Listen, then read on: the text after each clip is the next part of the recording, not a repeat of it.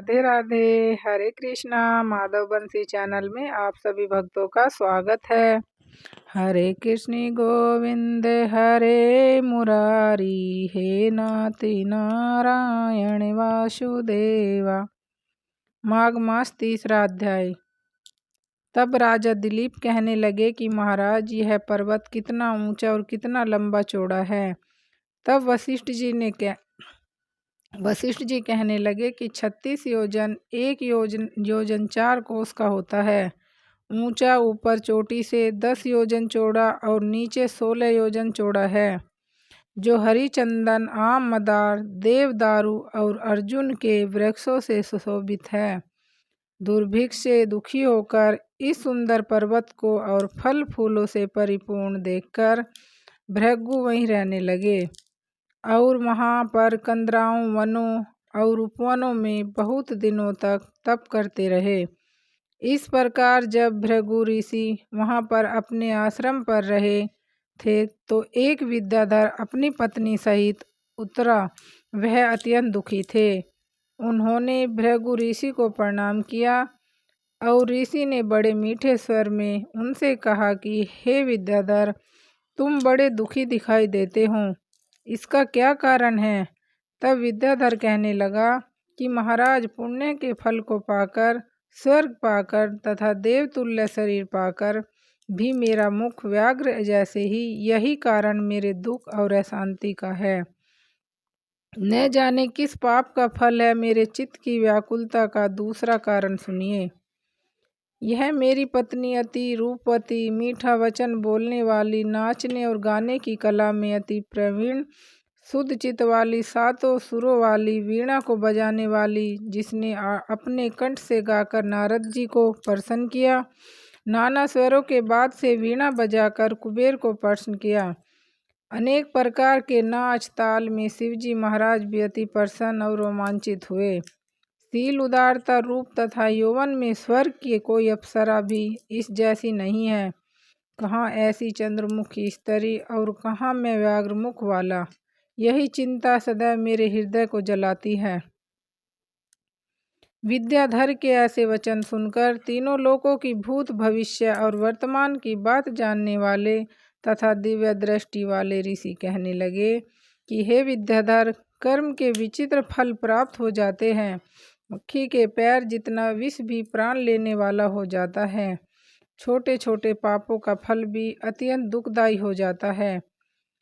तुमने माघ मास की एकादशी का व्रत करके द्वादशी के आने तक शरीर में तेल लगाया, इसी पाप कर्म से व्याग्र हुए। एकादशी के दिन उपवास करके द्वादशी को तेल लगाने से राजा पूर्वा ने भी कुरूप शरीर पाया था। तब वह अपने कुरूप शरीर को देखकर दुखी होकर हिमाचल पर्वत पर देव सरोवर के किनारे पर गया। प्रीतिपूर्वक शुद्ध स्नान कर कुशा के आसन पर बैठकर भगवान कमल नेत्र वाले पीताम्बर पहने, वनमाला धारण किए हुए विष्णु का चिंतन करते हुए पुरुरवा ने 3 मास तक निराहार रह भगवान का चिंतन किया। इस प्रकार 7 जन्मों में प्रसन्न होने वाले भगवान राजा के 3 महीने के तप से ही अति प्रसन्न हो गए। अंत और माघ की शुक्ल पक्ष की एकादशी को ही प्रसन्न होकर भगवान ने अपने संग के जल से राजा को पवित्र किया।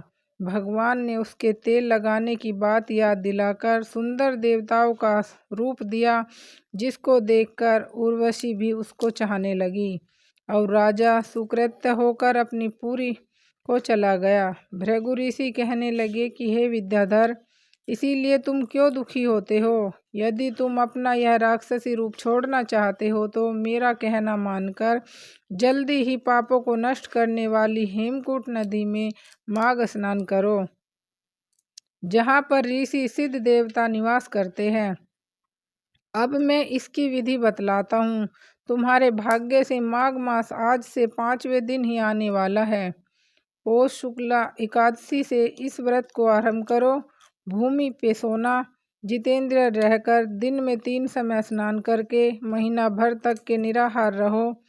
सब भोगों का त्याग कर तीनों समय को शिवजी स्तोत्र और मंत्रों से पूजन करोगे तो तुम्हारा मुख कामदेव के समान हो जाएगा और देवता भी तुम्हारा मुख देखकर चकित हो जाएंगे और तुम अपनी पत्नी के साथ सुखपूर्वक क्रीड़ा करोगे। माघ मास के प्रभाव को जानकर सदा माघ में स्नान करो। पाप और दरिद्रता से बचने के लिए मनुष्य को सदा यत्न से माघ मास का स्नान करना चाहिए। यह स्नान सदा सब दानों और यज्ञों के फल को देता है और पापों का क्षय होता है। वशिष्ठ जी कहते हैं कि हे राजा, दिलीप की यह कथा भृगु जी ने विद्याधर को सुनाई। माघ स्नान योगों से भी बढ़कर यज्ञ तथा यज्ञों से बढ़कर गर्जना करता है। पुष्कर, कुरुक्षेत्र, ब्रह्मावर्त, काशी, प्रयाग तथा गंगा सागर जैसे संगमों से मनुष्य को जो फल 10 वर्ष में मिलता है, उतना ही फल माघ मास में स्नान करने से 3 दिन में मनुष्य को मिलता है। इसमें संशय नहीं है कि चिरकाल तक स्वर्ग में रहने की इच्छा से करने वाले मनुष्य को सदा यत्न से माघ मास में स्नान करना चाहिए। आयु, आरोग्य, धन, रूप, कल्याण और गुण प्राप्त करने वालों को माघ का स्नान कभी नहीं छोड़ना चाहिए।